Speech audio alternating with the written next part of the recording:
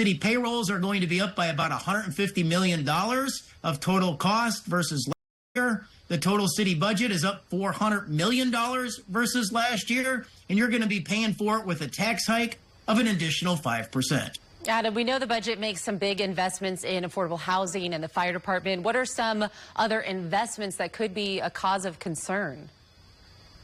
So typically in the city, there's about $1 billion with a B spent on infrastructure projects. That's roads, bridges, and other infrastructure projects locally.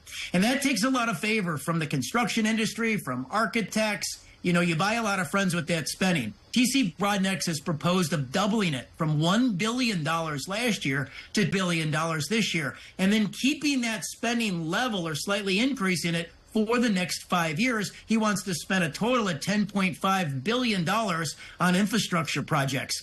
Now, Allison, we also found some things that are troubling, like nearly $2 million spent on the city vehicle fleet, including 4 new positions to manage it. We've had 3 Freedom of Information sunshine requests into the city this year. Still no answers. We want to know who's driving, how many miles. The city refuses to tell us, and they want to hit taxpayers for another $2 million related to their fleet.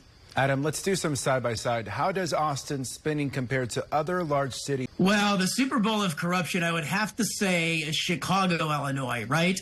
And so Chicago spends about $6,100 per person in the city budget. And Austin's right there at over $6,000 per person. So, John Carlos, if you're a family of 4, Austin's spending $24 grand on city services just for your family. I think many families would just like to take the money in the form of a check. So, look, Austin is one of the biggest big spending cities in the country. Wow. Broadnex was the city manager in Dallas before moving to Austin. So how did his budget proposals up there compare to this one? You know, Allison, Dallas has about 30% more people, 1.3 million versus about a million, little less than a million in the city of Austin. And Dallas, the budget was $1 billion less. So Austin spends a lot more money with fewer people.